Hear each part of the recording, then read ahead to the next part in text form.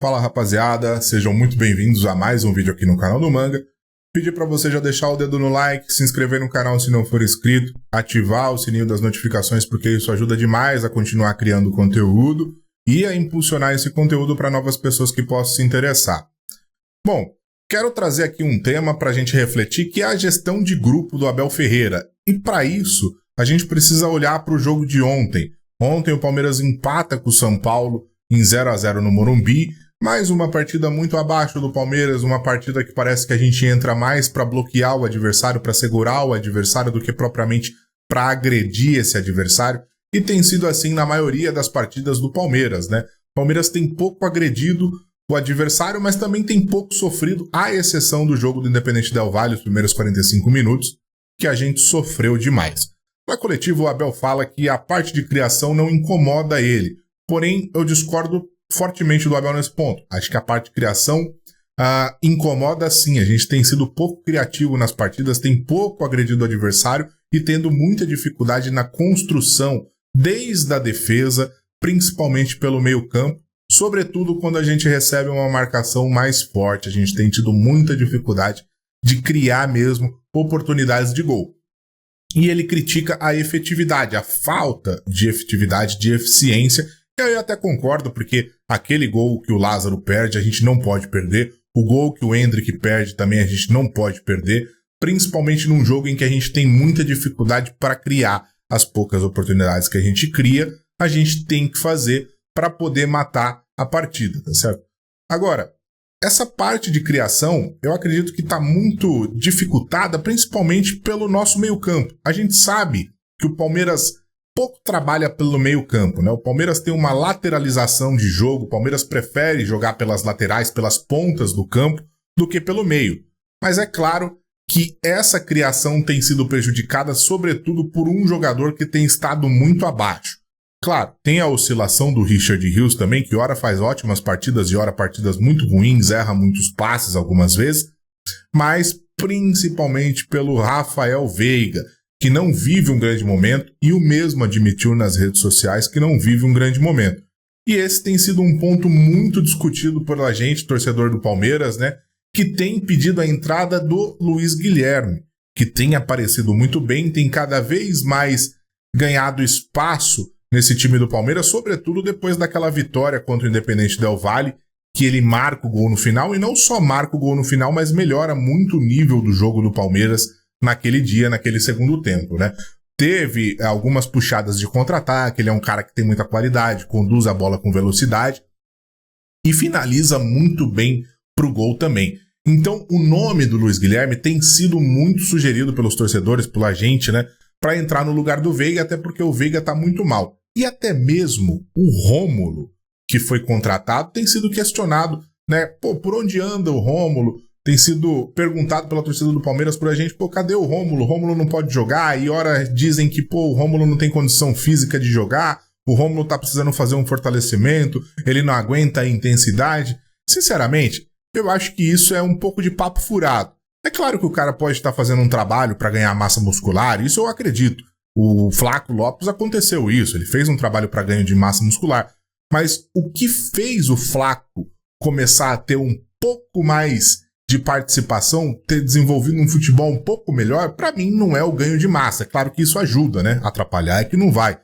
Mas é a sequência de jogo que o jogador recebe.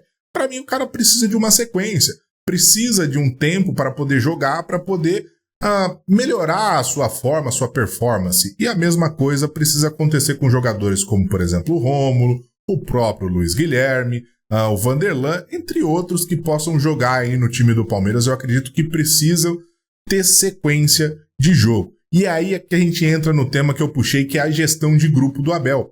Porque o que acontece? O Luiz Guilherme já tá com a gente no time profissional faz quanto tempo? Pelo menos um ano e meio, aí quase 2 anos no time profissional, se eu não me engano. E agora ele tá começando a receber sequências, ou seja, talvez ele tenha escalado a tal montanha que o Abel disse que o Rômulo vai ter que escalar.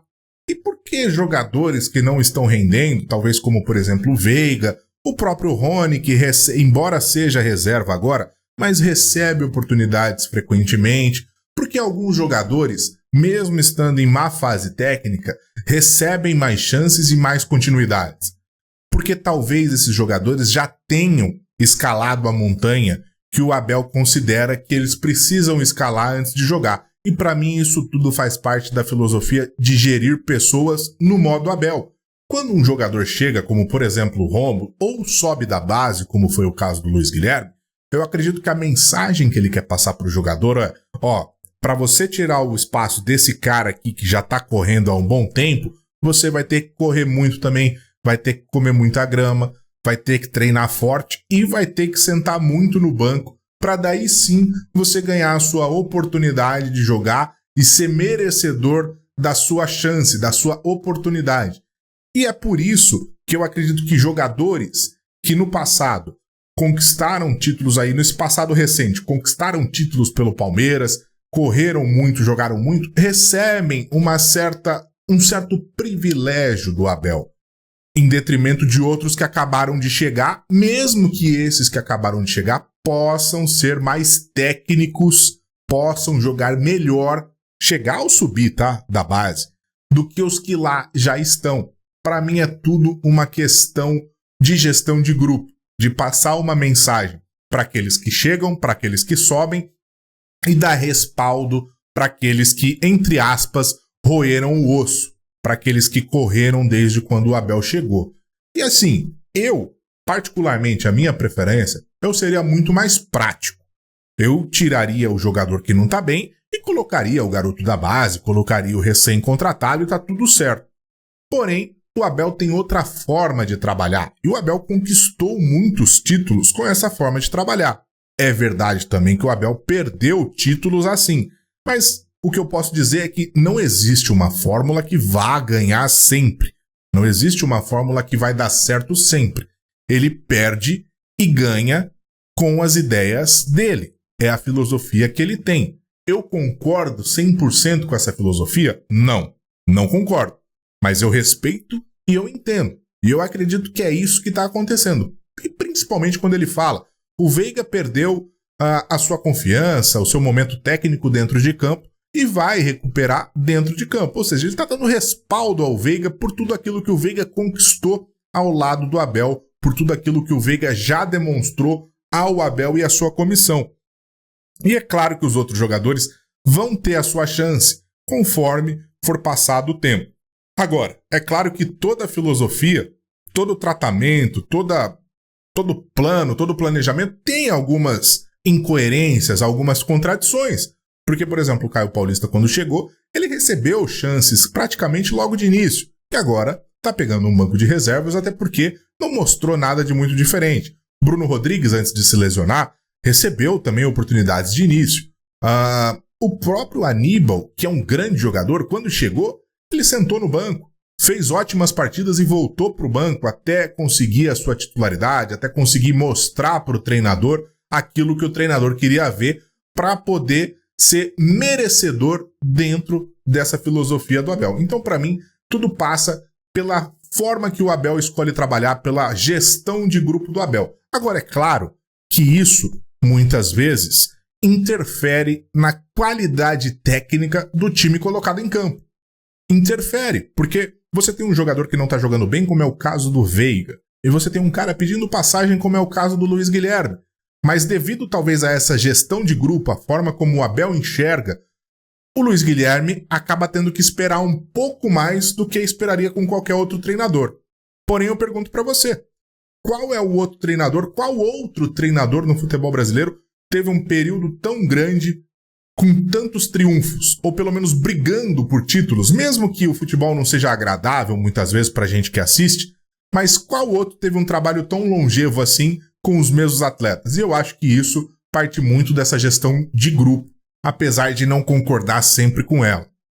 E eu quero saber exatamente a sua opinião a respeito disso. Faz sentido pra você isso que eu falei? Faz sentido esse lance de talvez ser essa gestão de grupo do Abel? Claro que ela prejudica às vezes a gente tecnicamente, mas por outro lado, o Abel, que já se mostrou na pergunta que a Patrícia Orico fez para ele, um cara muito humano, talvez é a forma que ele se sobressaia para poder manter um grupo brigando pelos objetivos. Agora é claro que um pouquinho de qualidade, às vezes um pouquinho de praticidade não cairia mal, né? Porque é óbvio que existem jogadores que pedem passagem e outros que chegaram para jogar. Então, deixa a sua opinião aí para mim, porque eu quero saber o que você pensa.